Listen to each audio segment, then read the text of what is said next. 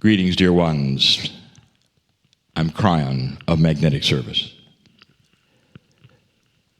Let's continue this theme of what you might be able to do for yourself. I'm going to entitle this particular channeling, Keeping the Light.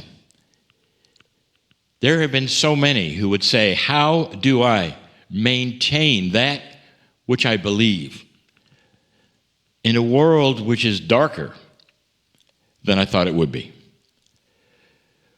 Indeed, this is a time of revelation, truly of revolution, when it comes to dark and light. And one of the things that I have told you about an awakening planet is that before the light emerges, there is a period of darkness, seemingly, especially to the lightworker. And I've akined this to the metaphor of what happens, even in your home, when suddenly you turn on a much brighter light than you've ever had. And the answer is, you see the dirt. That's what's happening. And it will continue to happen on this planet for some time. And so in this transition period, there is revelation. You are seeing things that you didn't see before because the light is brighter. Now, your perception, to many, is darkness. You'll say, there are so many things that I'm seeing now that never were there before. The world is getting worse. That is a perception. What if the light is being turned on and the things that you're seeing now were always there? You're just now seeing them perhaps a little clearer. So the question remains, how do I hold my light when this is happening on the planet? Or it's happening perhaps even in my house, where the light is turning on and brighter and you're starting to see things you didn't see before, perhaps even within yourself. So keeping the light is actually a good question. Is there a way for you to maintain that which you know is a loving attitude? The awareness that you have of a greater source, the awareness you might have of love for you. And all of these things seem to be diminishable with life. You get beat up a little, they say.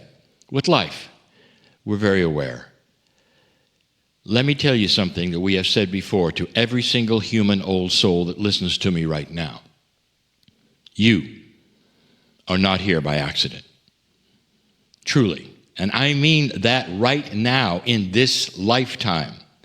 On the planet going through what it's going through, you planned this. And as an old soul, you really planned this.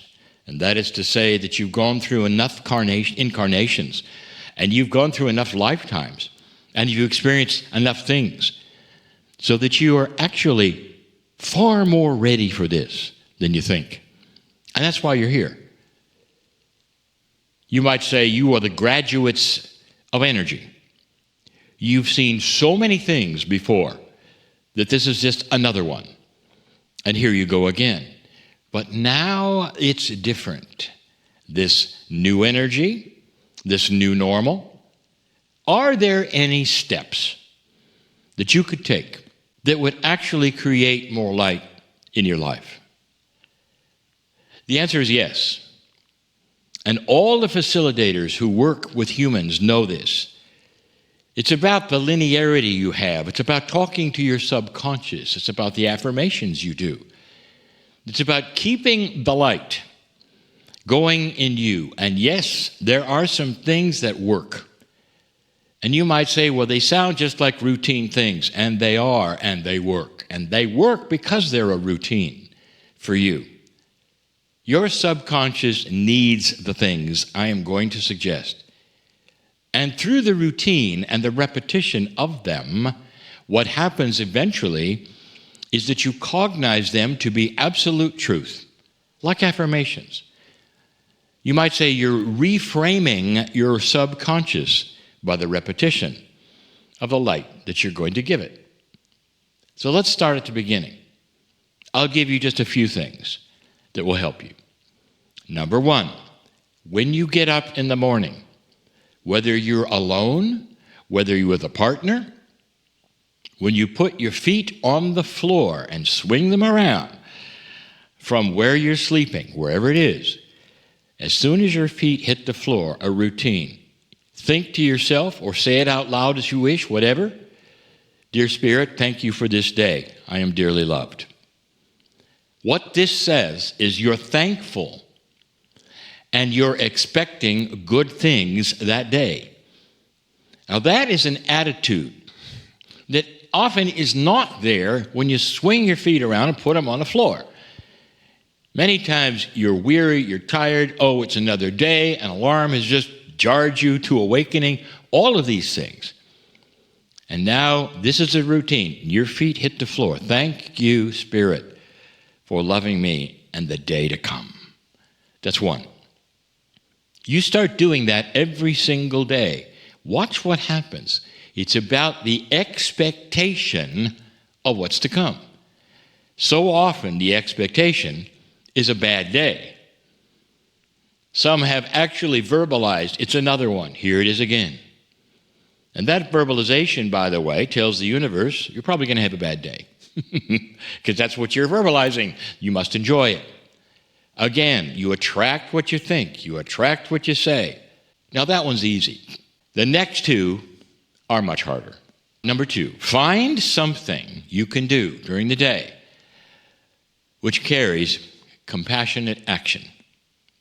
Now, compassionate action is when you see something or someone or situation and stop for a moment and send your energy thoughts to it. Energy is action. Energy is energy. Thoughts are energy. You can quote me on that. Energy is energy. It's so profound that humans have missed this, that what you think has consciousness, and that is energy. You can send it as energy, and it works. You put it into the field. It goes wherever you want it to go. If you do it in groups, it's even stronger. So, dear ones, I tell you, compassionate action. Find something, someone you either know or do not to send energy to. Now, here is what happens. And we have told you this before. There is another thing that develops when you do this. And that is a healing that comes back to you. Now, I say this again, and because I said energy is energy, I said energy twice because in energy, it's always a pair. In physics, everything happens in pairs. There is a plus and a minus, almost like a magnet on all energy, on all physics. There's two sides to the story. So when you send compassionate action, that's the one side. What happens next is two things. Number one, the persons or people or one person or individuals that you send it to receive it. Now that's their reception. Now you say that's one of the energies for them, but you also have another one. Something comes back at you. Your subconscious, your body, it knows what you're doing, and you feel better. Some of you, this is a healing experience. To send compassion and love and healing to another starts to heal yourself. That is, I'll call it the physics of consciousness. How do you like that so far? Is that too technical for any of you? When you send compassion, you receive something back. I'll tell you that someday there will be a formula for it because there'll be a recognition of the physics of consciousness, measurable, even the polarity of it and what happens to those who receive it. That is how profound this is for you to do. That's number 2. Number 3, it's hard. I've saved the hardest one for last. Some part of the day, you must find some way to laugh. And I don't mean pretend to. There's got to be something that's funny. And if you don't have anything that's joyful and funny in your home, in your life, in your work, then go find it. There are things that have made you laugh in the past. Go find it. It's a funny drawing. It's a cartoon. It's a joke. It's something perhaps on your media. You find it and laugh. Dear ones, this is critical. You must develop joy in some way, even a fraction of it, every day. Even in the midst of your depression. I told you this was hard. Find something you can smile at, even if you don't have the guffaw of a laugh. Find something that amuses you, that you can go back and chuckle at and say, this is really funny. Remind yourself perhaps of a funny time. This is really funny.